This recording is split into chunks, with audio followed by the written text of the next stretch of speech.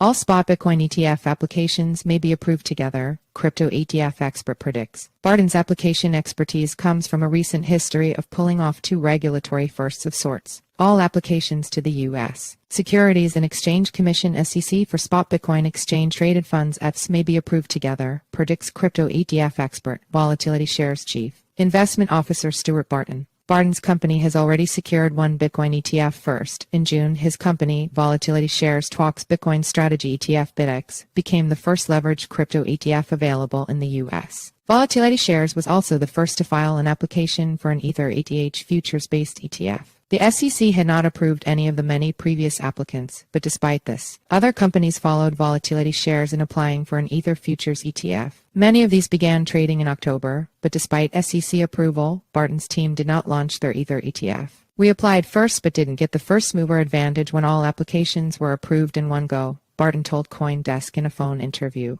This is a precedent-setting event that could be replicated by the SEC in its considerations of spot Bitcoin ETFs. To be sure, Barton's entity can still launch its Ether ETF. Given the slow start of Ether ETFs, less than $2 million were traded on the first day, with poor volumes continuing throughout the week. Barton and team may reinvent their product. We could launch any day we wanted, but now we have the opportunity to figure out why these Ether ETFs are so unpopular, Barton said. It's weird. Why are Ether ETFs so much less popular than Bitcoin's launch of $1 billion in 2 days? It is now possible for us to wait and make a very small change in our design, and we will keep that perspective until we decide exactly what we want to do with it. The excitement around spot Bitcoin ETFs has been building up and has hit retail investors. Coinbase said the spot Bitcoin ETF approval is already partially priced in, but when a false news report stated BlackRock's spot Bitcoin application had been approved, Bitcoin BTC surged from $27,900 to $30,000, with nearly $100 million in liquidations in an hour. JP Morgan said the approval of the spot Bitcoin ETFs should happen within months, and probably before January 10, the final deadline for the ARC-21 shares application.